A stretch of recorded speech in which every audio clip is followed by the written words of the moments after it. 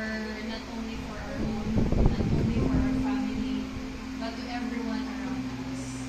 Ano siya siguro ni kumbaga, kita ka sa pagpuli dito sa kausapan natin ng himong reflection sa eyes of the us. It's just a year ago na we're on our lowest point of our lives. And it's just yesterday na nagalis pa. But this moment is not just to celebrate na perfect marriage. It has been a great honor to be your wife.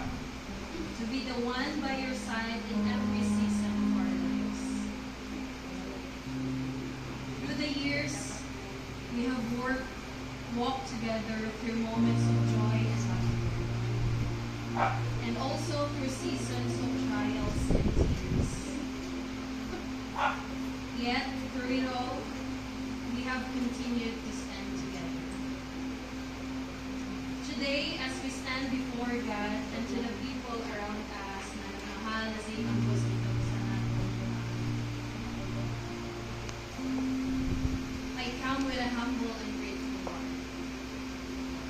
We are here today not because our marriage was perfect, or either of us are perfect, but because through every single challenge that we faced, every weakness, every struggle, God has continued to hold us together.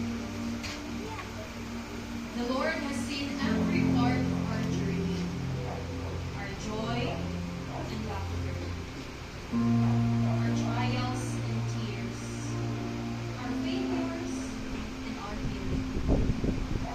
Through it all, God has remained faithful. I stand here today not because we are perfect, but because God's grace has sustained us. Earlier, the MC has asked everyone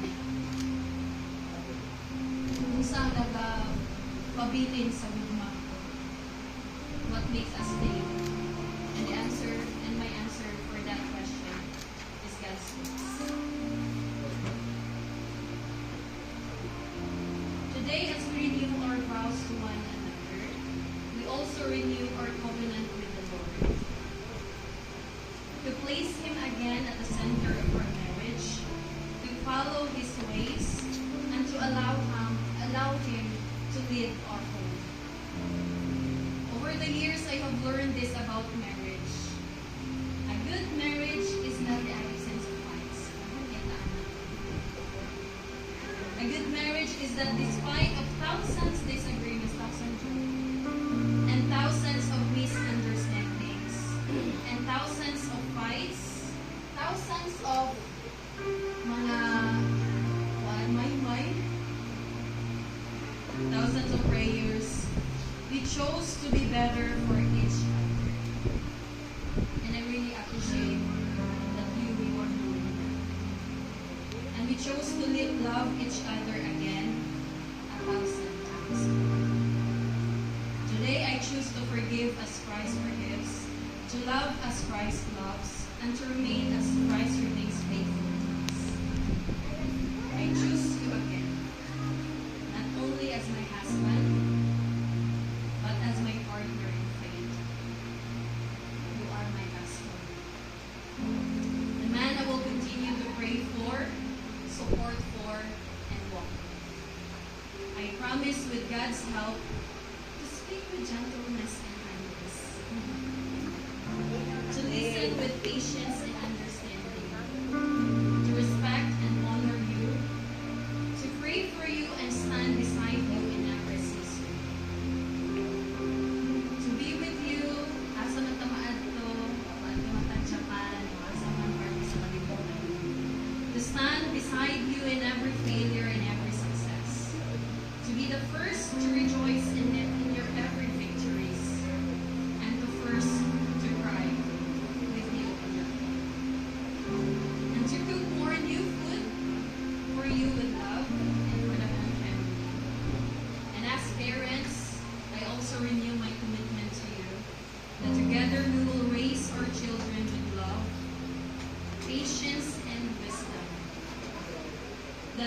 guide them in faith, teach them to know the Lord, and show them through our marriage what forgiveness, grace, and love look like. May our children see in us a home filled with peace, a family grounded in faith, and parents who continue choosing each other every day. I surrender our marriage again to the Lord. May He be the center of our home, the healer of our wounds, and the foundation of our love.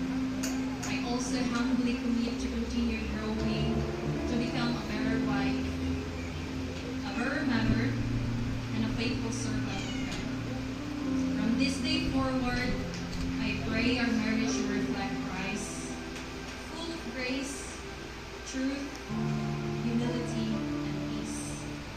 With God as my witness, I renew my promise to you, and together we renew our promise to the Lord, to love Him, to honor Him, and to serve Him through our marriage, to walk with you, to grow